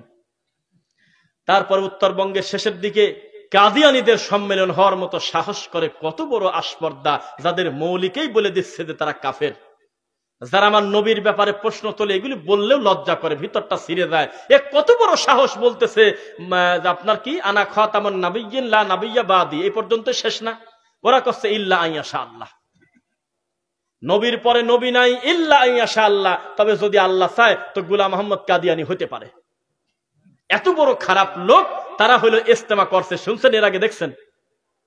ঘরে বসে আছেন উত্তরবঙ্গের নিরীহ লোক, কিস্তির বই নিয়ে প্রতিদিন কান্নাকাটি করে দৌড়ায়, কিডনি পর্যন্ত বিক্রি করে দিয়েছে, দেখছেন আপনারা? কিডনি পর্যন্ত ডেকে নিয়ে হাসপাতালে বিক্রি করে দিয়েছে। এই অসহায় লোককে টার্গেট করছে খ্রিস্টান মিশনারিরা।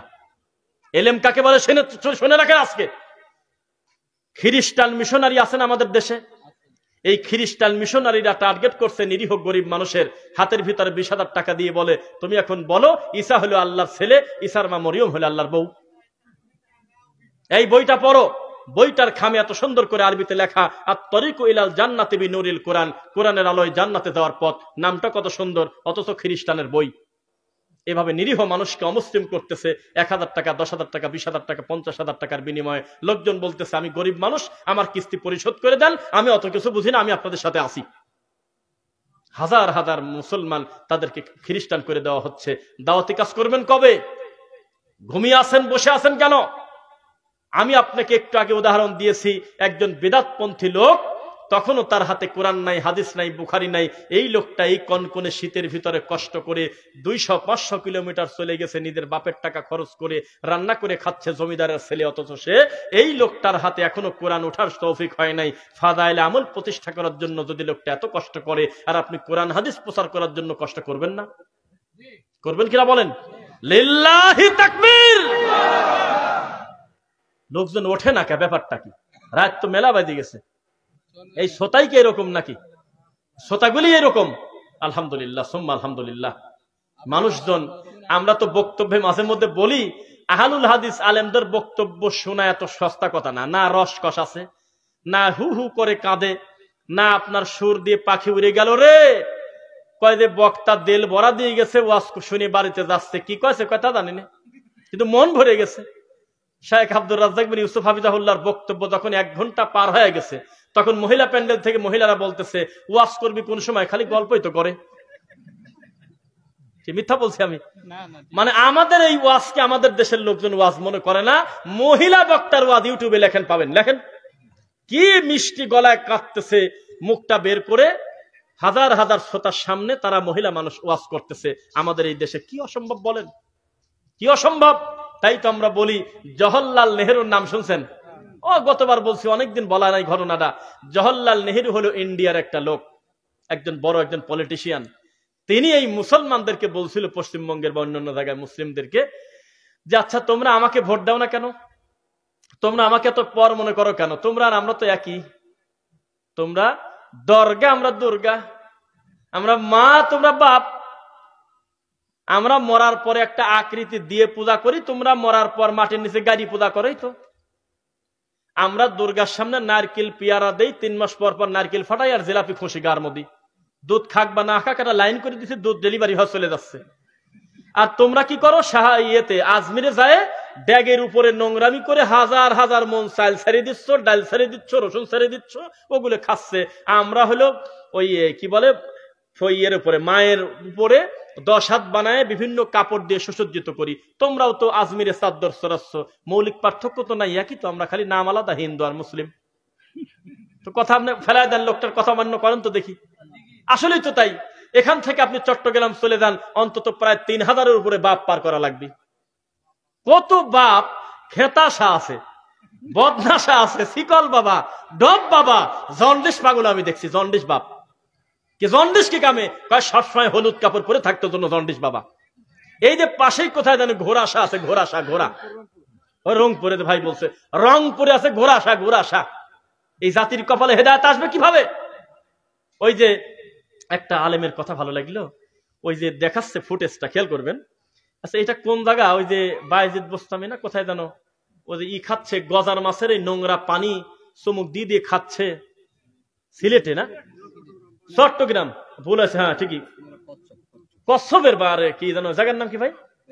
বায়েজিদ বোস্তামির কচ্ছপের নোংরা পানি 3 নিঃশ্বাসে চুমুক দিয়ে দিয়ে খাচ্ছে।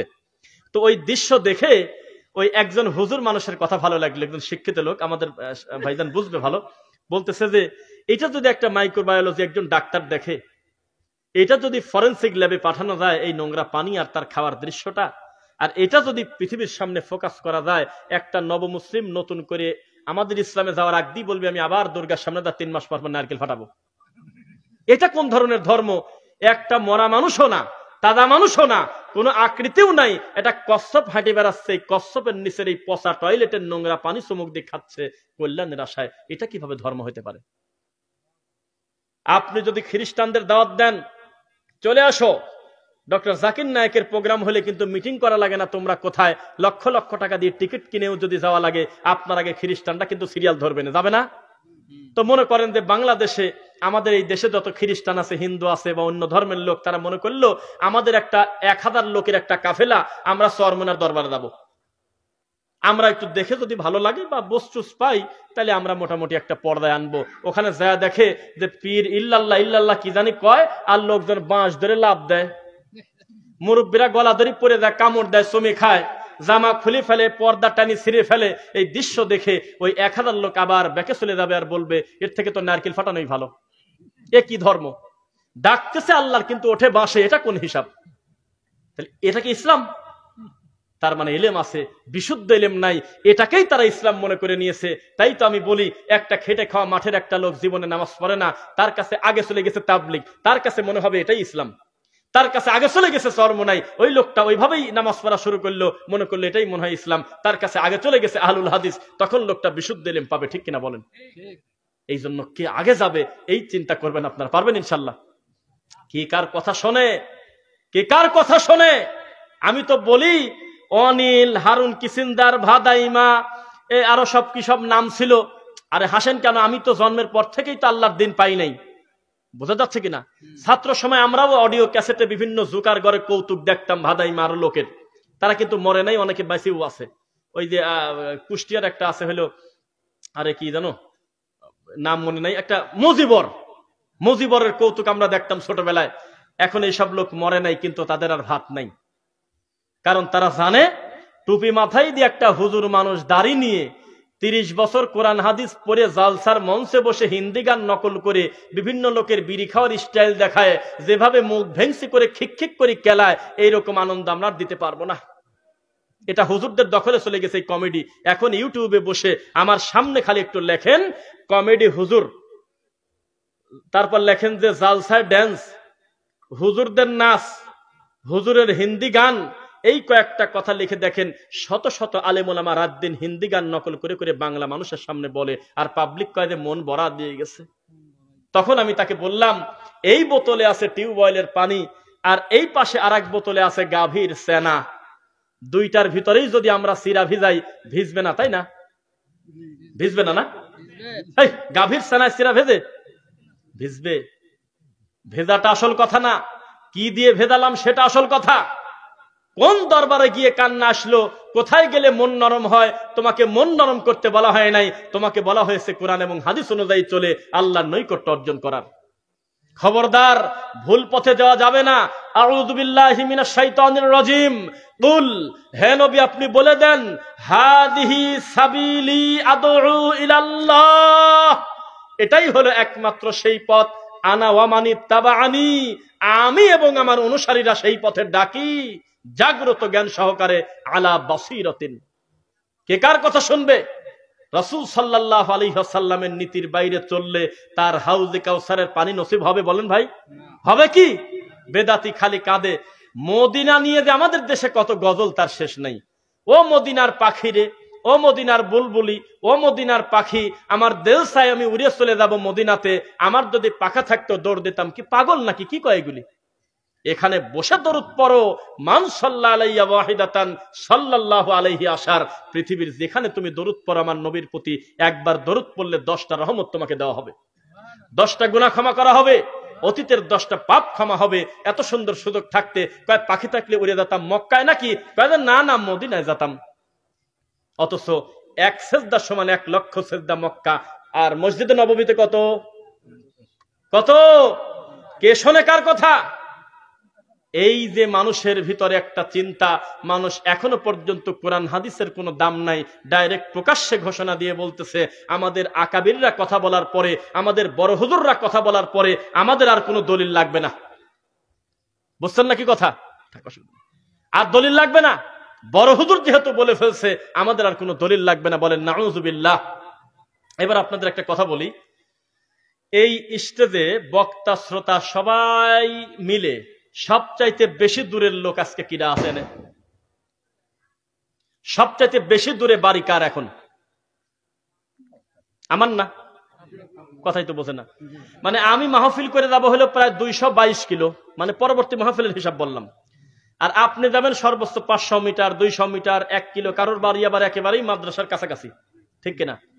তাহলে আমি আশা করবো এতক্ষণ পর্যন্ত যেহেতু ধৈর্য ধরে ছিলেন, আমি আশা করতেছি আমার মুখের একেবারে শেষে মজলিস ভঙ্গের দোয়া না শুনে আপনারা যাবেন না ইনশাল্লাহ। ঠিক আছে তো? আলহামদুলিল্লাহ। একটা দৃশ্য আমি দেখে আমার খুব লোভ হচ্ছে, সেটা হলে আমি আসার আগ পর্যন্ত আমাদের সম্মানিত দ্বিতীয় আলোচক যিনি ছিলেন এবং তৃতীয় আলোচক শেখ মোহাম্মদ আলী হায়দার হাফিজাহুল্লাহ, তিনি নিজে একজন যোগ্য আলেম, উক্ত মাদ্রাসার তিনি দায়িত্বশীল হাফেজ।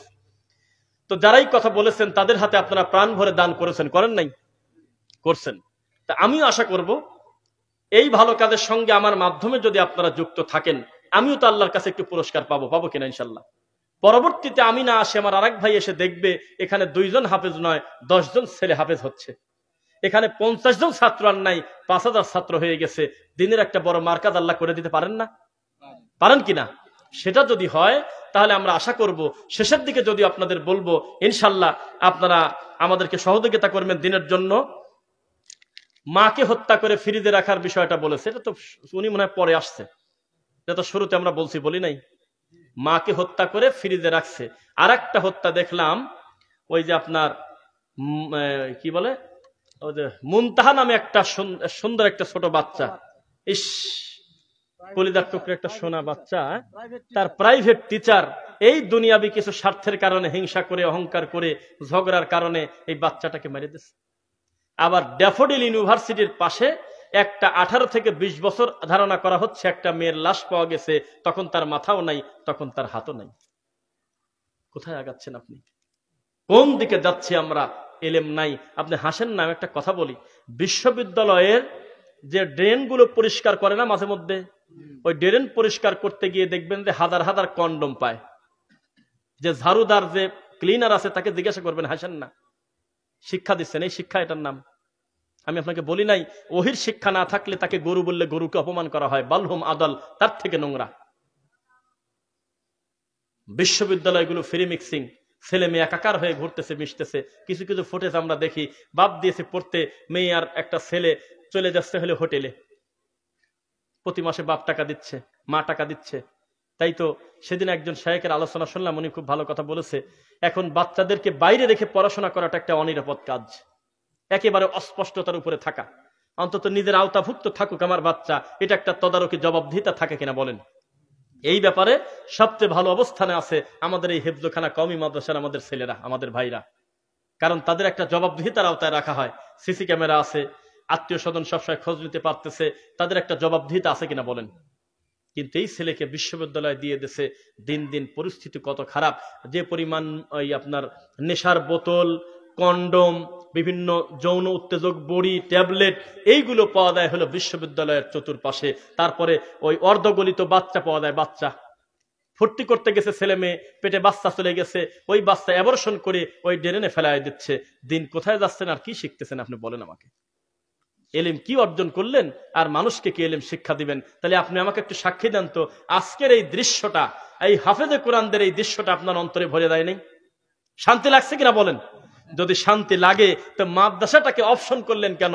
এটা কম্পালসারি করে রাখেন, এরপরে বাকি হিসাব পরে। আগে তার ওহির ইলম অর্জন হোক, আগে হাফেজ হোক, আগে কোরআন শুদ্ধ করুক, আগে বিশুদ্ধ ইলম চর্চা করুক, তারপরে ডাক্তার হোক, ইঞ্জিনিয়ার হোক, প্রকৌশলী হোক, এগুলো কোনো খাত, এগুলো কোনোদিন কোনো হারাম কিছু না, এগুলো জাতির কল্যাণের জন্য ইঞ্জিনিয়ার হবে, ডাক্তার হবে, কিন্তু তার আল্লাহর জ্ঞানটা দরকার আছে কিনা বলেন, আছে কিনা? ওই যে বৃদ্ধাশ্রম গুলো তন্ন তন্ন করে খোঁজেন তো দেখি, যান কয়জন কোরআনে হাফেজের বাপ পান আমি দেখি। পৃথিবীতে কেউ নাই, আমি এ কথা বলবো না, মানুষ ভুলভ্রান্তি আছে হয়তো, কিন্তু কয়জন আলেমের বাপ আর মা পাবেন যে বৃদ্ধাশ্রমে পড়ে আছে, আমি একটু দেখতে চাই।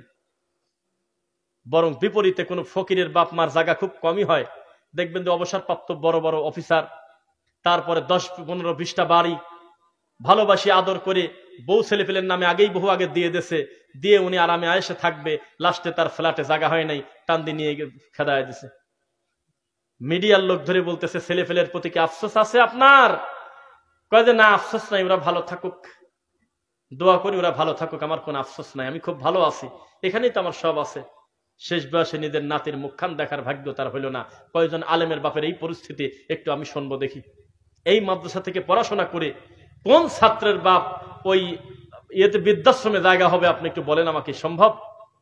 তাই আপনাকে বলি, ওয়াকালার রাসূল ইয়া রাব্বি ইন্না কওমি ইত্তাখাযু হাযাল কুরআনা মাহজুরা, হে আল্লাহ, আমি নবী আপনার কাছে বিচার দিচ্ছি আমার উম্মতের বিরুদ্ধে, তারা আপনার কোরআনকে প্রত্যাখ্যান করছে, পরিত্যাজ্য মনে করেছে। কথা কি বোঝা যাচ্ছে?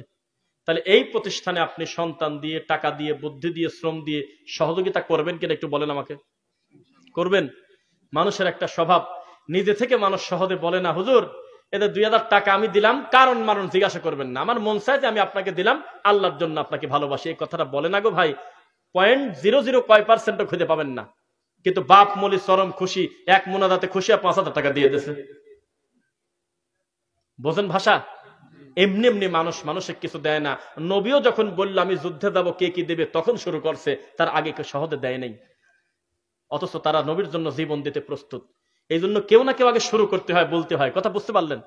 আমি যদি বলি আপনার ইমানের গতিতে মাঝে মধ্যেই মাদ্রাসায় ঢুকে বলবেন যে শেখ মোহাম্মদ আলী হায়দার সাহেব কেমন আছেন, আলহামদুলিল্লাহ, এই ফ্যানটা এরকম করে কি কারণে, তখন উনি বলবে যে ক্যাপাসিটর দুর্বল। বলার সাথে সাথে সুযোগ কাজে লাগা, চট করে বাজারের একটা লোক ডাকেনি এই ক্যাপাসিটরটা করে দিয়ে মনে মনে শান্তি নিয়ে করবেন, আল্লাহ আমার মাধ্যমে এই ফ্যানটা এখন সুন্দর ঘুরতেছে, বাচ্চারা কোরআন পড়তেছে আরামে। কে এরকম লোক আছে নাকি? ওনাকে ধমকাবি না, শেখ আপনার কানা লোক, চোখে দেখেন না? হুজুর আমি আর আপনি পৃথিবীতে আর কেউ যেন সাক্ষী না থাকে, একটা এতিম ছেলের এই মুহূর্তে দায়িত্ব নিলাম, আমি যতদিন বাঁচি ইনশাল্লাহ 5000 টাকা করে সমপরিমাণ টাকা দেবো, আমার যেহেতু ছেলে পেলে নাই, এই ছেলের দায়িত্ব আমি নিয়ে নিলাম। হুজুর এই ব্রেঞ্চটা ভাঙা কেন, এর দায়িত্ব আমি নিয়ে নিলাম, আর মনে মনে ইচ্ছা করবেন আল্লাহ আমার আব্বাকে আর মাকে তুমি ক্ষমা করো। কথা কি যাচ্ছে? এরকম কি কেউ করে সহজে? খালি বসে আছে বাড়িতে, মরবে কবে কিরা, তারপরে আমরা খুশি হয়ে গরু কাটি হুজুরে খাওয়াবো, তাছাড়া কেউ খুশি হয়ে দেয় না, খালি বাপ আর মা মল্লি খুশি হয়। নাউজুবিল্লাহ পড়েন। তাহলে আমি একটু আশা করবো, 2 মিনিট দেখবো, যে যদি ভালো ফলাফল না আসে তখন আমি দোয়া পড়বো। সেটা কি, এই এতগুলো মানুষের ভিতরে আমি আন্দাজে বলবো, আমার কথা রাখবেন কিনা, পরিস্থিতি কারোর সাধ্য আছে কিনা আমি তা জানি না, কেউ আমাকে বাধ্য করে নাই। 10,000 টাকা দিবেন এমন কেউ কি আছে নেই আল্লাহর ঘরের জন্য, এই কোরআনের মাদ্রাসার জন্য? আপনার এই অর্থটা সরাসরি দিনের কাজে ব্যয় হোক, প্রতিষ্ঠানটার উন্নতি হোক। একটু কেউ বলবেন, একটু কেউ 10,000 টাকা আমি বাকি দিলাম অথবা লিখে রাখলাম, পরবর্তীতে এই প্রতিষ্ঠানের কাজে লাগবে, একটু বলে দেন তো মুখ দিয়ে। কেউ আছেন? 10,000 টাকা আপনারা দান সাদকা করেছেন, আমি দেখলাম যে আপনারা দেন কিনা। আপনারা অনেক সাদাকা করেছেন, এখানে কম বেশি হিসাবও হয়েছে। তবে শেষের দিকে আপনাদের সামনে আমাদের সোনামণিরা রোমাল নিয়ে যাবে, প্রত্যেকে সাধারণ সাদাকা করবেন ইনশাল্লাহ, ঠিক আছে? প্রত্যেকে আপনারা সামর্থ্য অনুযায়ী দেওয়ার চেষ্টা করবেন। আর আমি চাচ্ছিলাম যে আপনারা কিছু বিশেষ ভাইয়েরা 2, 4, 5, 10,000 টাকা করে যুক্ত থাকেন, সেটা ভালো হয়। চেষ্টা করবেন মাসিক সাদাকা করার, প্রতি মাসে 1000, প্রতি মাসে 500। এইটার পরিমাণ যদি বাড়ে, একদিন নারায় তাকবীর নিয়ে চলে যাওয়ার থেকে প্রতি মাসে 500 দেওয়াটা ভালো। অন্তত আজীবন সদস্য আছে বাৎসরিক, আলহামদুলিল্লাহ। এইরকম হলে হয় কি, এটার সংখ্যা বাড়লে সুবিধা হয়। তো কিছু ভাই বলেন তো যে আমি 1000 টাকা করে মাসে দেবে, এরকম একটু বলেন তো, কয়েকজনের একটু সিরিয়ালটা লম্বা হোক। বাৎসরিক? ও, 1 বছরে 1000? আমি মনে করছি মাসে। তাহলে বলেন যে 1000 টাকা সারা বছরে 365 দিনে 1000 টাকা হলে প্রতি মাসে মনে হয় কয় টাকা পরে বলেন? দিন 2 টাকাও পরে না। একটু বলেন তো দেখি। 1000 টাকা মাসে বছরে দিবেন, কেউ আছেন? দিয়েছেন না? ও আচ্ছা আচ্ছা, যাক আপনারাই তো। যাই হোক, আর কথা আমরা লম্বা করতে চাচ্ছি না, তবু দায়িত্বশীলদের কাছে জিজ্ঞাসা করি আমরা কি শেষের দিকে যাবো কিনা। না, এত লম্বা সময় কথা আমরা বলি না, সচরাচর 1 ঘন্টা 10-20 মিনিট। এটা আপনাদের সুধারণ আমার প্রতি। আল্লাহ আমার ভাইদেরকে তুমি আরো বড় কর, আল্লাহুম্মা আমিন। সবাই খেয়াল করবেন, ইলম অর্জন করার দরকার আছে কিনা বলেন। নবী সাল্লাল্লাহু আলাইহি ওয়াসাল্লাম বনি ইসরাইলের ঘটনা বলতে চাই, হাদিসা বিকুল্লি মা সামিয়া। কেউ যদি নবীর প্রতি মিথ্যারোপ করে তার থাকার জায়গা জাহান্নাম বলেই তিনি বলতেছে হাদ্দাসানা আম বানি ইসরাইল ওয়ালা হারাজ। আর বানি ইসরাইলের গল্প বলো, তাতে কোনো মিথ্যা নাই, অসুবিধা হবে না, সঠিক যেটা সেটা বলো। নবী বললেন ইলম অর্জনের গুরুত্বের কথা বলতে গিয়ে একজন লোক এত অপরাধ করেছে, 99টা মানুষ হত্যা করে ফেলছে। 99টা মানুষ হত্যা করার পর তার ভিতর অনুশোচনা আসলো যে আমি কি করলাম জীবনে, এতগুলো মানুষকে মারলাম। বালিশে মাথা দিলে লোকটার ঘুম হয় না, চলে গেছে একটা পীর ফকির দরবেশের কাছে। উনি বলতেছে মাথা খারাপ নাকি, এত বড় অন্যায় করে আবার ক্ষমা চাও বেটা। তখন ওকেও মেরে দিয়েছে, 100 হয়ে গেছে। তখন সে মনে করলো কি করব, এখন তো বিপদ আরো বেশি। তখন লোকজন বুদ্ধি দিল একজন আলেমের কাছে চলে দাও, ওই গ্রামে কোরআন পড়তে পারে, দিন পড়তে পারে, আল্লাহর ওহির জ্ঞান আছে, এমন লোকের বাড়ি হলো ওই গ্রামে, তুমি চলে দাও। তখন সেই লোকটা ক্ষমা নেওয়ার আশায় বুদ্ধি নেওয়ার জন্য ওই গ্রামে যেতে মাঝ পথে সে মারা গেছে। চলে এসেছে আযাবের ফেরেশতা, চলে এসেছে রহমতের ফেরেশতা। দুই পক্ষ বলে এ হলে আমার দিকে, ও বলে আমার দিকে, রহমতের লোক বলে জান্নাতের দিকে, গজবের ফেরেশতা বলে জাহান্নামের দিকে। তখন ফিতা দিয়ে মেপে দেখা হলো লোকটার বুকটা একটু গ্রামের দিকে দেওয়া আছে, সামান্য একটু বেড়ে গেছে। এই কারণে আল্লাহর নবী বললেন আল্লাহ তাকে ক্ষমা করে দিয়েছে। ইলম অর্জনের গুরুত্ব আছে কিনা বলেন। নবী সাল্লাল্লাহু আলাইহি ওয়াসাল্লাম একদিন বললেন, কেউ কি তোমরা আছো এখন আকিক নামক বাজারে গিয়ে একটা সুন্দর উটনি কিনে আনবে? সবাই বলল আল্লাহর নবী একজন যাব কেন, আমরাও যাব, আমরা অনেকেই যাব। রুমাল নিয়ে দাও, শোনা না, সবাই যাও। রুমাল যখন চলে আসবে তখন আমরা শেষ করবো ইনশাআল্লাহ, বসেন, ধৈর্য ধারণ করে বসেন। তখন বলল যে আমরাও যাব। তখন নবী সাল্লাল্লাহু আলাইহি ওয়াসাল্লাম বললেন বসো, তোমাদের যাওয়া লাগবে না, এখানে বসেই তোমরা উটনির সওয়াব পাবে। কেউ যদি আমার পক্ষ থেকে একটা কথা আরেকজনের কাছে প্রচার করে দেয়, যেই কথা আমি নবী মুখ দিয়ে বলেছি, তাহলে একটা উটনি সাদাকার নেকি পেয়ে গেছে। কেউ যদি 2টা কথা প্রচার করে দেয়, সে 2টা উটনির থেকে বেশি নেকি পাবে। কেউ যদি 3টা কথা বলে দেয়, 3টা উটনি থেকে বেশি নেকি পাবে। কেউ যদি 4টা কথা প্রচার করে দেয়, 4টা উটনির থেকে বেশি পাবে। তাহলে বিশুদ্ধ ইলমের কত মূল্য, কত দাম। কতদিন জিকির করেছেন, তাসবিহ পড়েছেন জানি না। একটা ছেলে যখন কোরআনে হাফেজ হয়, একটা আয়াত তার অন্তত 1000 বার তাকে বারবার পড়তে হয়। আমরা আশা করি ইনশাআল্লাহ কোরআন হাদিসের সাথে আপনাদের সম্পর্ক হবে। বোঝা যাচ্ছে? এখন থেকে আপনি নিয়ত করেন সন্তানটাকে একজন আলেম বানানোর, সন্তানটাকে একজন দিনের দায়ী বানানোর।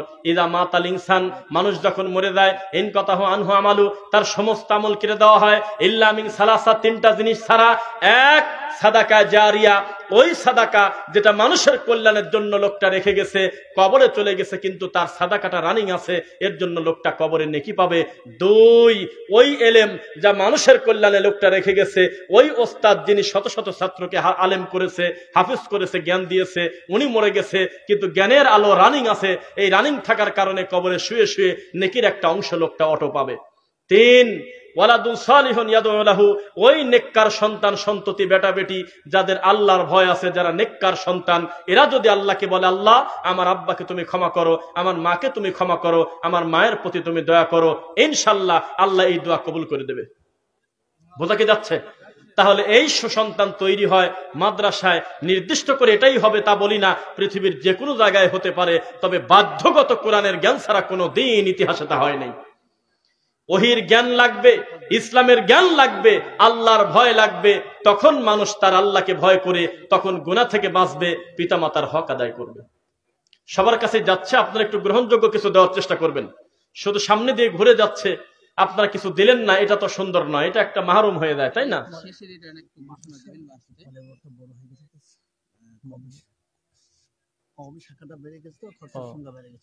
আর ভাই একটু খেয়াল করবেন, মসজিদে মুসল্লি বেশি হওয়া কি ভালো না খারাপ? কথা বলে না। মসজিদে মুসল্লি বাড়া ভালো না খারাপ? হাসপাতালের বেড একেবারে পূর্ণ হয়ে যাওয়া ভালো না খারাপ? হ্যাঁ, আমরা চাই হাসপাতালগুলো খালি হোক। আমাদের সমস্ত ভাইকে আল্লাহ তুমি নেক হায়াত সুস্থতা দান করো। আর মাদ্রাসার মসজিদে যেন ছাত্র দিয়ে আর মুসল্লি দিয়ে ভরে যায়। এই মাদ্রাসার উন্নতি হয়েছে, তার মানে কওমি শাখা খুলে আরো কিছু ক্লাস অতিরিক্ত করা হয়েছে, যার জন্য একটু চাপ পড়ে গেছে। এটাকে আমরা সবাই মিলে যদি মনে করি সহজ করা সম্ভব কিনা বলেন? এই জন্য সবাই আপনারা একটু গ্রহণযোগ্য কিছু দেওয়ার চেষ্টা করবেন ইনশাল্লাহ। সর্বোপরি আমরা সুধারণা করি, এই নামগুলো পড়লে আমি পড়ে দিই, অসুবিধা নাই। সর্বোপরি এই প্রতিষ্ঠানের যারা দায়িত্বশীল সবাই খেয়াল করেন, মাহফিল কমিটির সভাপতি হয় কারা জানেন?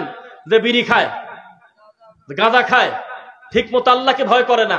কিন্তু আমরা যোগ্য লোককে আমাদের পাশে পাইছি, যিনি নিজেই একজন শিক্ষানবিদ, যিনি নিজেই একজন গবেষক, বলেন আলহামদুলিল্লাহ। আপনাদের থেকে বেশি বিনয়ের মতো ধৈর্য ধরে পুরো বক্তব্য শুনলো এরকম অতিথিরা খুব কমই করে। নামমাত্র একটু কথা বলে মানুষের সামনে কথা দুইটা বলে রানিং বক্তব্য ঠেকায় দিয়ে ওয়াজ নষ্ট করে চলে যায়। কিন্তু আজকে ব্যতিক্রম হয়েছে, সভাপতি এবং বড় বড় আলেম ওলামা পুরা বক্তব্য আমার কাছে বসে একেবারে বাচ্চা মানুষের মতো বিনয়ী হয়ে শুনেছে। আল্লাহ তুমি তাদের এলেমে বরকত দাও, আল্লাহুম্মা আমিন।